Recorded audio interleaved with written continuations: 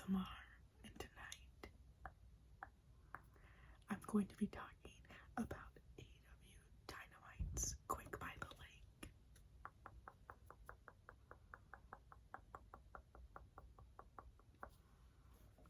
I have my notes.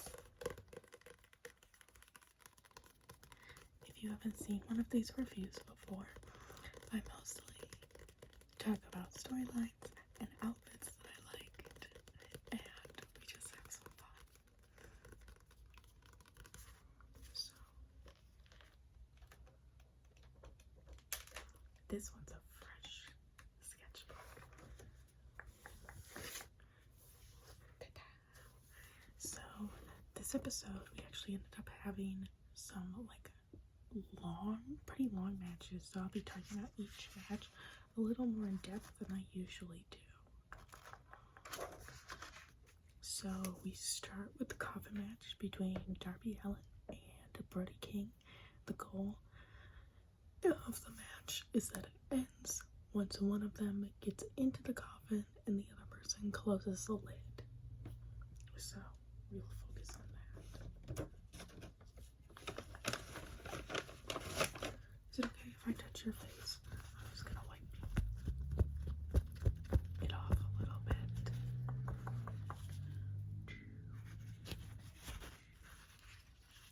So, Brody does his whole entrance thing with the lights out, and he gets back in the ring, and there's a single spotlight, but then Darby attacks because he has been waiting in the darkness, which I did think was very fun.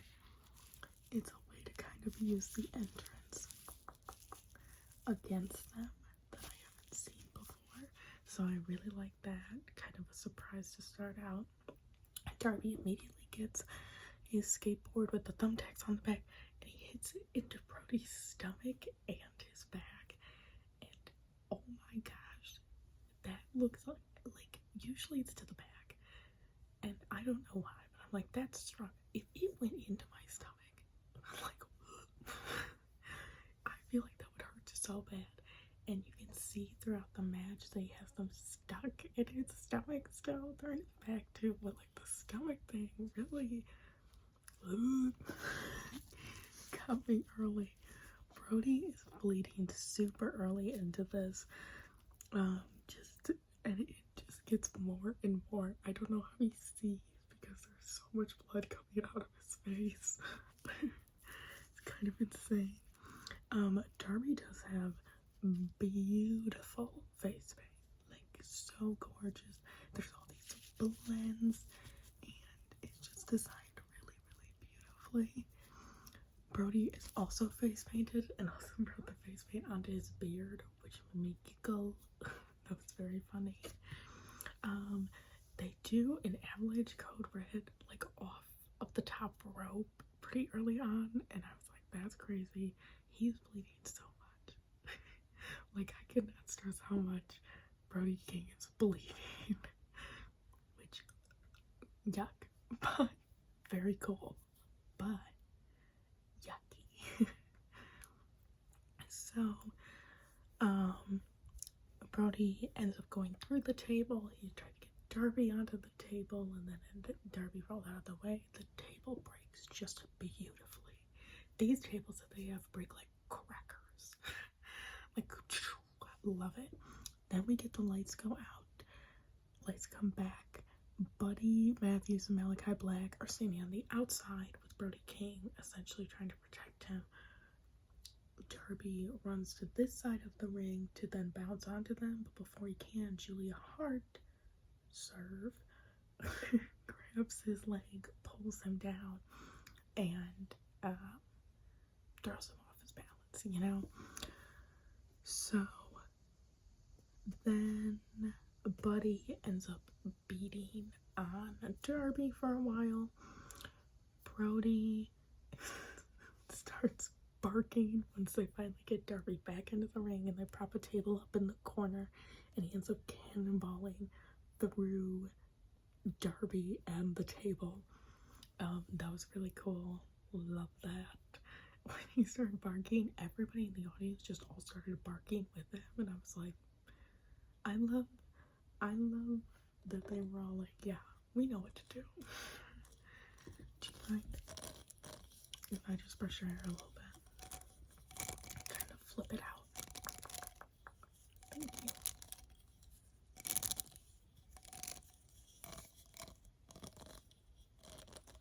So then we get a "We Want Sting" chant because he hasn't shown up to help his buddy.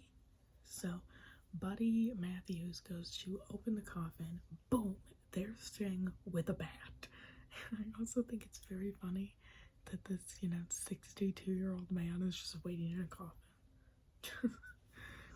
just I love that they were like, get in. That was very exciting. I put little exclamation points on my notes. I said, he's in the coffin with a bat. Sting has the face paint of black mist on his eye, but I can't remember if he actually got misted or not. Is that crazy? They said that he did, but I don't remember that. So I thought that he had put it on to mock Malachi Black, which I thought was kind of fun. But he ends up throwing Stinger, ends up throwing the bat at Malachi, and Malachi gets up with it and then walks away like he doesn't need to be involved in this, which is hilarious. Okay, bud. He walks up the ramp, so Sting follows him up the ramp, and they have like a stare down. They're like this, one of those kiss moments, because they're in each other's faces. Darby ends up grabbing the chain that Brody wears to the ring off of the apron and punches Brody with it, and then pulls him up onto the apron, chokes him with it, serve, and then lets it go, and Brody bounces off the ground into the coffin, and the lid slams shut. That is the best ending. That was so well thought out. It worked with the match. It brought it back to when he was choked out at Royal Rampage. Oh my gosh, what a great... I think that this is kind of their resolution to the feud, but like, what a great story. Over the course of like 4 weeks, maybe it's been. I've actually been there for a lot of this story, which is very funny. Because I was at Planet Guts where they filmed Royal Rampage in Detroit, and then I was at San Diego Comic-Con when they came out and beat him up. Like, it's like, oh, I've actually been here for a lot of these milestones. I love it. Taz on commentary, I think is great because he's just laughing. He thinks it's so funny. He's like, this was great. And I'm like, yeah, it was. Like, it's nice to have somebody that's just like very, very, very, very, very excited to like see something cool, I would be remiss if I didn't mention that there are like 4 guys in like the front corner of the crowd that are all in matching Brandon Cutler outfits. It's the Brandon Cutler section, which is very cute. I thought it was very fun. So then we cut to a John Moxley promo. He said that he's tired of this being called the interim thing. He goes, let's call it the FYI belt. And I was like, for your information, it took me so long to put that together. F your interim. I literally repeated to myself, I was like, FYI. But that's on me. I could have guessed, So then we get a Jericho promo, also about the fight tonight. He's in a little leather vest, and he's talking about Stu Hart. Both Moxley and Jericho and the commentary team are going to bring up Stu Hart in the Hart Dungeon quite a few times throughout the show and then during the match, so you won't forget it. They announced a trios bracket. Who's going to join the Young Bucks? We don't know. And we won't by the end of the show either. will have an idea, but I don't want to get my hopes up. Then we get a tornado tag match with Rush and Andrade, and then the Lucha Brothers, Rush and Andrade, have a stable name, or not a stable name, a tag team name, but I honestly can't remember it, and I didn't write it down because it's in Spanish, and I didn't know how to spell it, so sorry. Big apologies. So they are in their usual Bruce and Andrade are in their usual outfits, which you know that I love. They match really well too. Like they got the white and then the black, and then they're wearing the La Fashion shirts, which I think is the first part of the tag team name. I'm trying. And then the Lucha Brothers come out, and Ray is in white with holographic, and Penta is back in the more traditional black and white kind of outfit. Majority black, white detailing. And then Alex is in his half white, half black outfit. Serve! That is such a good outfit. Oh my gosh. I love it. So the color scheme for this match is both teams are in all black and white, which I love. I know that they didn't coordinate it because it's what they usually wear, but I like to imagine that they did because I like when people put lots of thought into it. Ray is also wearing a painted jacket that, judging from his Instagram, because he started like doing his little clothes, I can only assume that he painted, and it was very cute. So love that. I love when they make any part of their gear. I think it's adorable. Andrade does a drop kick to Ray Phoenix mid-air during the match. Sick. Andrade and Rouge double vault over the top, which is foreshadowing. Keep that in the front of your mind.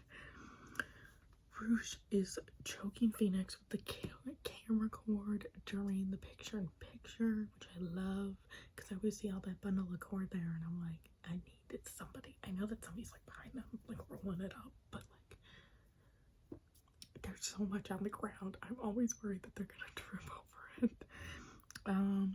Phoenix is into the Phoenix jumps into the air, then onto Penta's shoulders, then onto Rouge, and that was so cool. Again, Ray Phoenix could tie his boots in the middle of the ring, and I would be like, this is so fascinating. Like, he would just find a way to make that work, you know? Like, it's just talent. So loved. So then the Lucha Bros do a double vault over the top rope, just like Rouge and Andrade did to them, so you can kind of feel that momentum shifting. Phoenix does a little shimmy for Eddie Guerrero. Then Andrade accidentally super kicks Rouge instead of Phoenix because Phoenix ducks. Andrade shakes Ray Phoenix off of the top rope as he's trying to like jump onto Rouge, so he throws his balance off, which made me so nervous. I'm like, oh my gosh, don't touch that while they're up there. I'm so worried.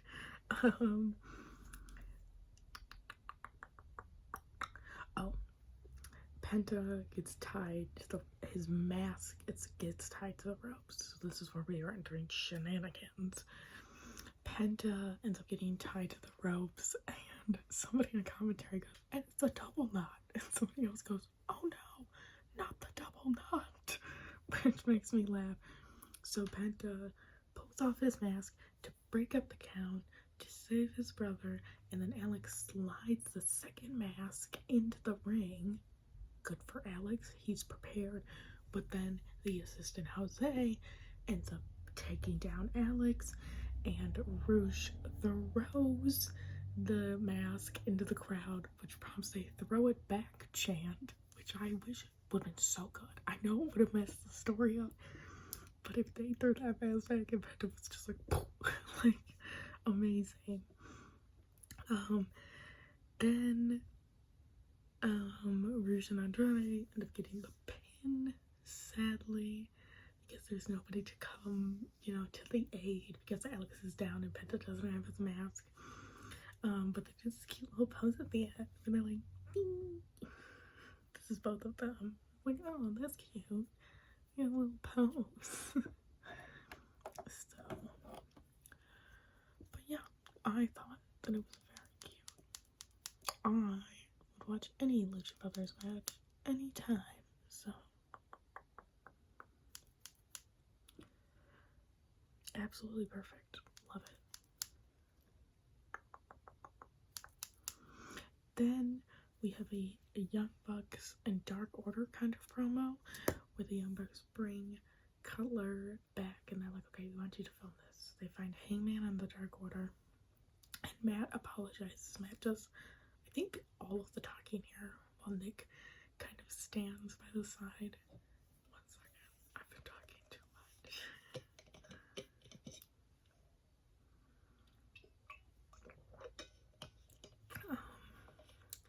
And so, but like, I thought that he was going to dance around the apology, but he really doesn't. Matt pretty quickly comes out and apologizes for not being there for him when he won the championship. He says they really wanted to congratulate him, but they just didn't. And they would like to ask him to be their third in the trios belts. It's like, it's so nice. Unfortunately, Hangman goes, no. I really think it's Dark Order's time. And I can't be in their corner if I'm wrestling with you. So, I'm gonna be in their corner. And I know that you feel bad that you never congratulated me and that you wanted to, but you didn't. And it's like, yeah. Like, he set a boundary. Like, this storyline. So, unfortunately, the Young Bucks are still without a partner for the trios title, and Brandon goes, I can be your partner. And I'm like, yeah, put Brandon in. He came to save you. And immediately got beat up last week, but he tried. But we wrote this. This means that they are without a partner. And Tony Khan said that he wouldn't bring back the trios belts until Kenny was back. Now, I'm not getting my hopes up. But I'm getting my hopes up. But I want him to be safe and healthy and not push himself. Oh my god. And Coda on Twitter the other day was like, I'm gonna fight Hangman. And it's like, don't do that to me. Don't you dare. That's so rude. So, but yeah, the Young Bucks at the end were kind of embarrassed because, their friends said no to them. But sometimes that happens. So, we'll see what happens. I'm not getting my hopes up about Kenny coming back, but I would really like if he did. Then we get Luchasaurus versus Anthony Henry. I like Anthony Henry's hair. He's got like this silver spot. I thought it was very fun. Jungle Boy is on commentary, and Jungle Boy, they're like, thanks for joining us. He's like, thanks. I don't think that I'll be here long. And he was correct. It was a very quick match. Very, very quick. But of course, once Luchasaurus wins, we get Christian Cage on the TV, and he's like, I was gonna come out there, but the people of Milwaukee don't deserve to see me. So Jungle Boy throws his commentary headset down, and you see him run towards the back. And as he jumps, security grabs him, so he's like flying through the air because they grab him by his leg. So he's like punching. He's like, you get back here. And Luchasaurus runs back and pulls the security guards off of Jungle Boy, and then ends up punching this executive in the back who has like orange hair, and he's just a redhead. I don't know why I said orange hair, and like in a suit. And Jungle Boy was like, oh, okay, like, you check on him and make sure that he's okay. And I go, but the security guards that you beat up, we didn't have to check if they're okay. Okay.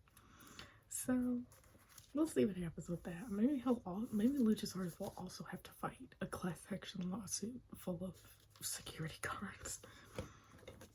So, then we get a Miro promo where he's talking about the darkness, and Julia Hart comes out. Is it Julia Blackheart now? I don't know. I'm obsessed with her. Anyway, great. Love her.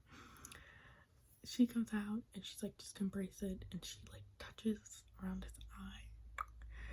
And he says, there is only one woman who's allowed to touch the Redeemer, and it's not you. And I will embrace the gift, but it will be to fight Malachi Black. And I'm like, ooh, go get him. So that's interesting. He's embracing his dark side. I love that he is doing that. That's what he thinks his God is telling him to do, and I'm not here to tell him that he's wrong. So then we get Hobbs doing an interview with Mark Henry, and the factory comes out and they're like, we want to hurt Ricky. And he's like, okay, go ahead. Because they're fighting Ricky later. But I think that they're trying to like align with Powerhouse Hobbs. That's not, don't do that. Then Jay Lethal and Sanjay and Satnam Singh, they all come out.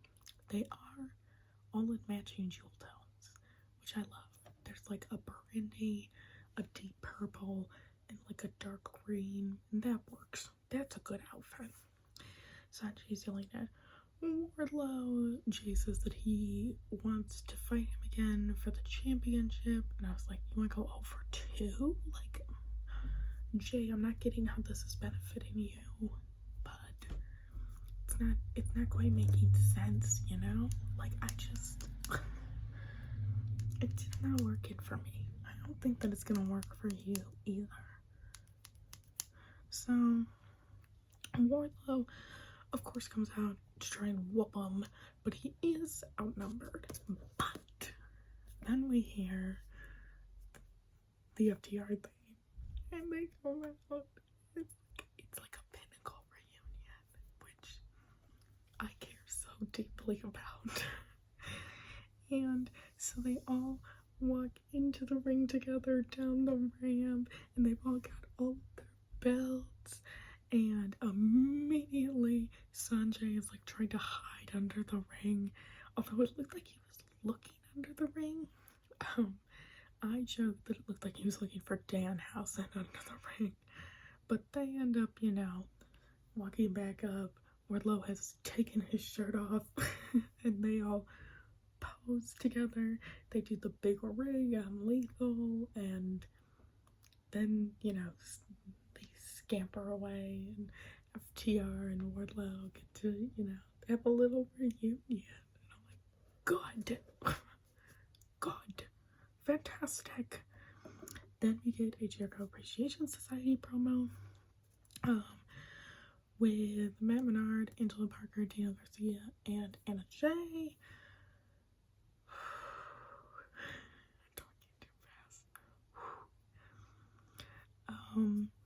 So they just kind of talk about the match, the boys doing Jericho and Mox coming up, and then Daniel Garcia comes in and says, you know who I haven't heard from in a while? Brian. And they're like, actually, Brian's gonna talk on Rampage, so you will hear from him. And they end up getting a fight this coming Wednesday, because Brian's the American Dragon, and Daniel Garcia is the Dragon Slayer, as he has labeled himself now. And next week's episode of Dynamite is sponsored by HBO's House of Dragons. So it's a dragon theme. And then Anna points to some girl and goes, I'll choke you out. You don't think you might? I'll choke you out. She chokes some girl out. And then the promo ends. And I am losing no context. That is all that Anna Jay says. Which does make me laugh a little. Just that they're like, that's it. That's all that we need from you. Okay. Bright light.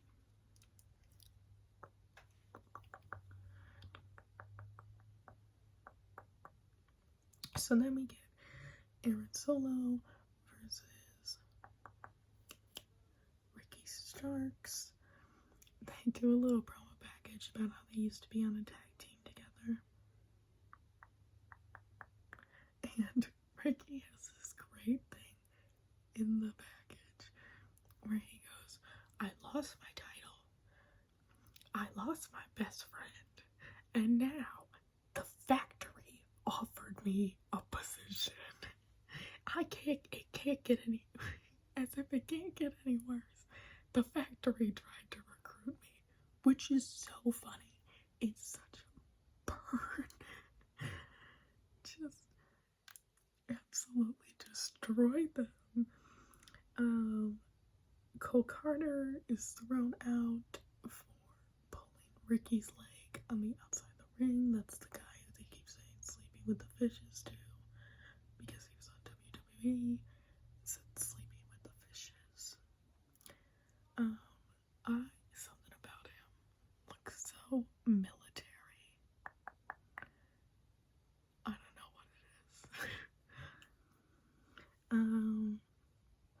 Ricky hits the spear to win. By the way, spear, just a cool move. I know that's probably like a very, very, very basic kind of,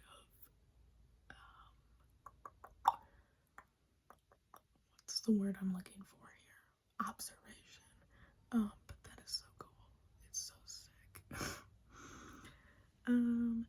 Then the factory is of course waiting at the top of the ramp and go in to try and mess with Ricky. They send Nick Camarado down, who is in a blue velvet tracksuit with a fedora. So, no complaints on that. That's just the best outfit in the world. And he ends up receiving a spine buster from Ricky as a message to Powerhouse Hobbs. They cut backstage. Hobbs is watching on the monitor. Hobbs takes the monitor off of the stand and throws it onto the ground, which is so funny. Unfortunately, Ricky is kind of trapped because he has, the factory around him, so he ends up leaving through the crowd. QT gets stuck on the barricade trying to chase after him, which did make me laugh, I won't lie. But that's the end of that. So then we cut to the gun club. Billy is yelling at his sons for letting him down again. Stokely Hathaway comes out and says, I actually think that it's time for you guys to get serious about your management. And he calls Billy Gunn grandpa ass. And Billy Gunn grabs his hand with the card in it and says, rethink that. And then Stokely runs away because he would have gotten beat up. And Billy Gunn also confirms that the Gun Club have a match for Rampage, I believe, and Danhausen comes out and goes, a match against me! And the Beard Man. And I went, who is the Bearded Man? It's Redbeard. I was like, oh, got it. Yeah, that would be Big Bearded Man. Then we get a segment with best friends where they go to Orange Cassidy and he goes, so you had something to show us? And Orange Cassidy turns around and just gives high fives to Trent and Chuck. And then Ari Daivari and I literally can't remember what they called that team. So sorry. But with two other dudes. One with that flipped visor. Not my favorite. I will not lie to you. That is a tough look. But they come out and Ari Daivari is like, Orange Cassidy, we'd love if you would join us, but you have to drop these 2 losers. And Orange Cassidy goes, whatever your offer is, no. Just be aware of that. The answer's no. And it's like, get out. Then we get Madison Rain versus Jade Cargill. I need my hands for this because I'm sure I will be just rain. Madison Rain comes out in a tiara, a pink sequin bomber jacket, and this like tulle skirt that's split in the middle. Gorgeous. I love it. I love how unapologetically girly it is. She takes that off. She's in like, I call it like a football sports bra because it has the lacing here, although I think like hockey would technically be more accurate for this kind of lacing. Its main colors are white, but it also has baby blue and baby pink accents. I love it. I think it's so cute. Jade comes out with the pink triangles gear with the matching pink boots. Serve. Looks amazing. They're meeting face to face, and Jade kisses her forehead and then pets her like this. She goes up to like here on Jade. Very funny. Always makes me giggle. And then we get a Hurricane Rana on the outside, which is fun. I feel like we haven't gotten to see Jade fight on the outside a whole lot.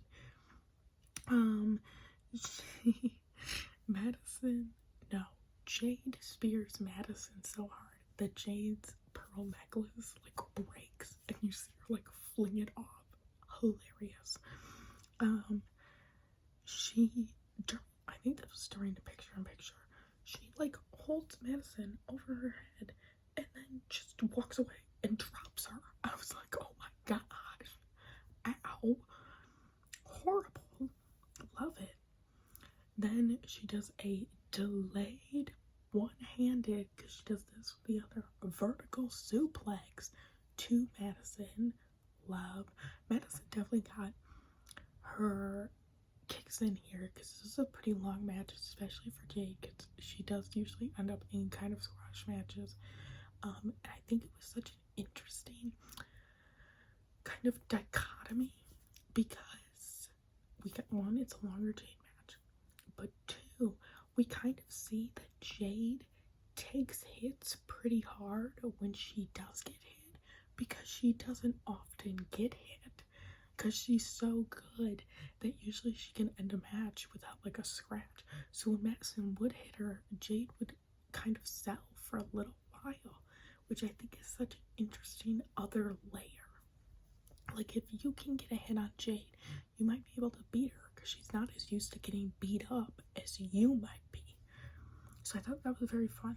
There was Jade ends up accidentally pump kicking Kiera Hogan, who had tried to interfere off of the ring. But it ends with a Jaded sick move, and Jade is now 36-0. So super long. We did get the news that I need another drink of water. I'm so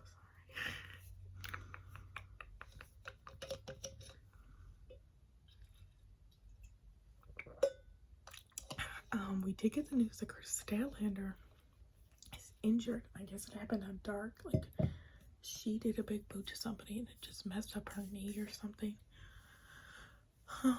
Which is disappointing because I couldn't tell if they were building up Athena or Chris to kind of take over that belt. But now it looks like it's pretty open for Athena to kind of take it over. So after the match, Athena, who is disguised as a baddie, which is very funny, pops up onto the ring while Jade has her back turned. She's mocking Jade, and then she turns around and Athena kind of gets her kicks in, but obviously Jade comes out on top. But Athena's holding the belt and it's making intentions pretty clear. So I think maybe 40 is where they might break it off. I don't know if it needs that much more story building, but we love a kind of like a 10. So then get an interview with Thunderstorm where they talk about how Chris is injured. So now Toni Storm is the #1 contender for the AEW Women's Championship. There's kind of like a weird dynamic where they're like, obviously we're like both gonna fight, it's gonna be good, and Thunder's like, we'll talk about the championship match later. So she's gonna give it to her, which is very nice. We get a promo for Rampage on Friday, and Sunny Kiss is gonna be on Rampage. If she loses, I'm gonna kill. I'm gonna burn this place down. Finally, Sunny Kiss is on TV, and she better win, or I'm gonna have a problem with Tony Khan personally. We are going to go at it in the parking lot. So Sunny Kiss better win. Also, put her back on TV. I don't care. Make her a baddie. I don't know how this is so difficult. Make her a baddie. Make her a baddie. That's not hard. Anyway, so Sunny Kiss is gonna be on TV, not just on Dark. So very exciting. There's a bunch of other matches that are good, but like Sunny Kiss. Then we get Jericho and Moxley in our last match of the night. In the main event, we have Regal on commentary. Jericho comes out with the Lionheart theme, the yellow and black Lionheart tights. He comes out with that black leather vest that I mentioned before, but the back of it is painted with a big lion. It's Lionheart Chris Jericho. So I actually really like the vest. I think the vest is sick because it's like airbrush, but it's so detailed. Like it's not just like a mall airbrushing, even though I would love that aesthetic. Marks comes out in the personalized Blackpool Comic Club zip up that I love that they all wear now. I think that that's very, very, very, very cute. And he's also in new pants. They're flamed and they say Max. Kind of like, I realize I'm gesturing to my legs and you can't see them. They're flamed for like the top of his thigh. They say Max. Going down.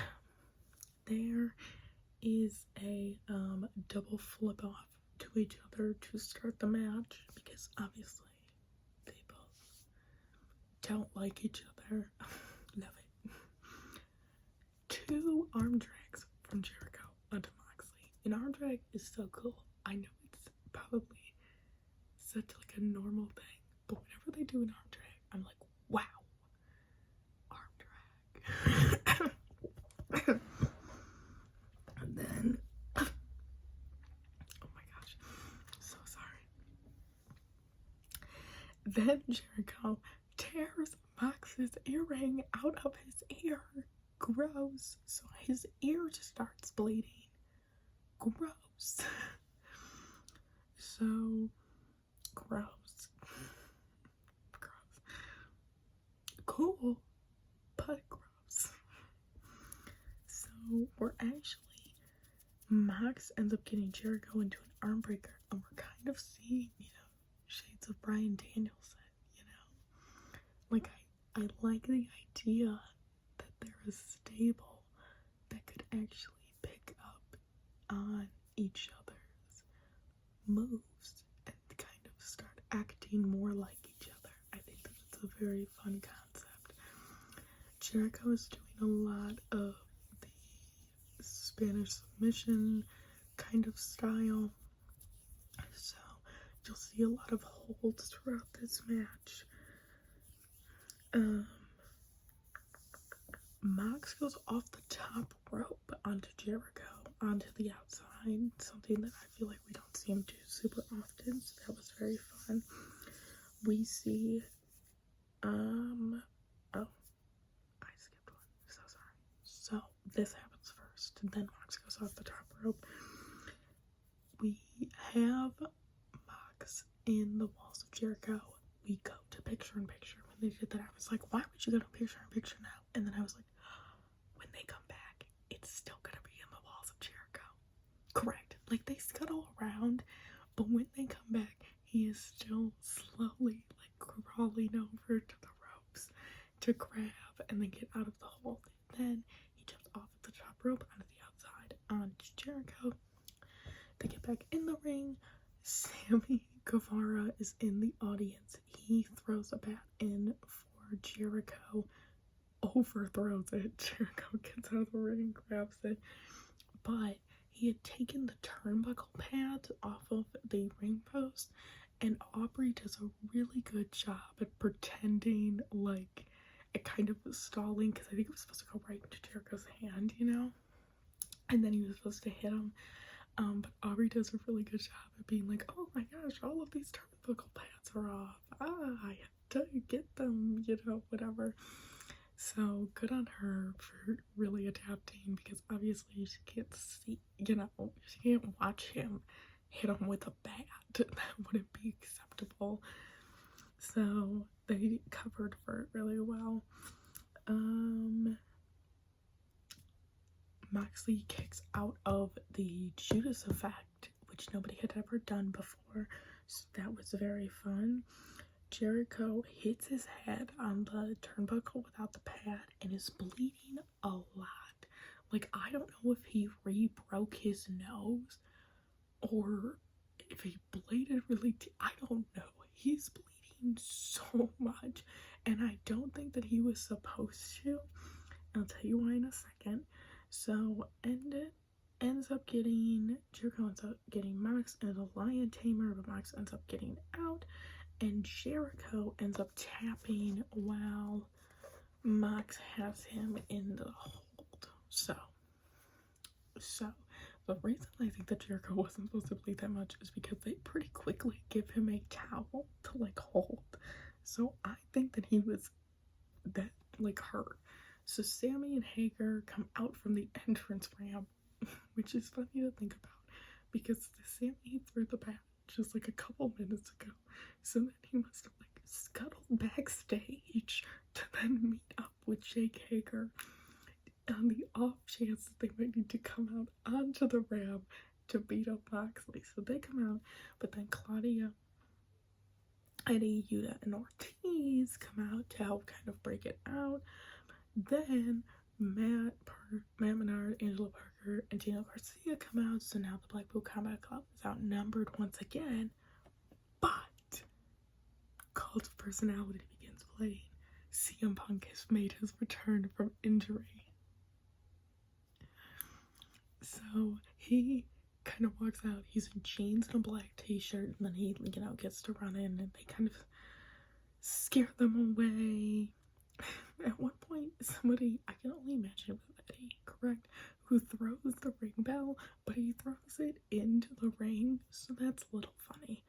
And then it's just Mox and Punk, because Punk is still the AEW champ, so Mox is the interim, although he doesn't like you calling him that. So the two AEW champs face to face, and Mox like pushes him, puts his middle finger up in his face, and walks out. And then so it's just Punk in the ring, so you can tell that he's not happy about Punk being back, obviously. But Punk is there and he's hopping around on his bad leg to show that it's fixed. He's back from injury. We go out, he sits down cross-legged, and that's how the show ends. So very fun. I like these kind of longer matches that we did this time. I don't actually know if they were longer. It just felt like we had long matches. Honestly, maybe it's because the women's match felt long. But not like felt long. It just was like, oh my gosh, there's more time than usual. So I was really happy with that. People were really engaged in the women's match, which just makes me so happy. It was good. So we had kind of like pretty long storytelling matches. Every match had a pretty good story to it. Yeah, I just had a lot of fun with this one. And Punk's back, which is exciting. Yeah, so very excited to see them kind of try and figure out their stuff, where they lie with each other. We'll see. It's very exciting. So I hope that this video brought you some rest, some relaxation, or some tingles.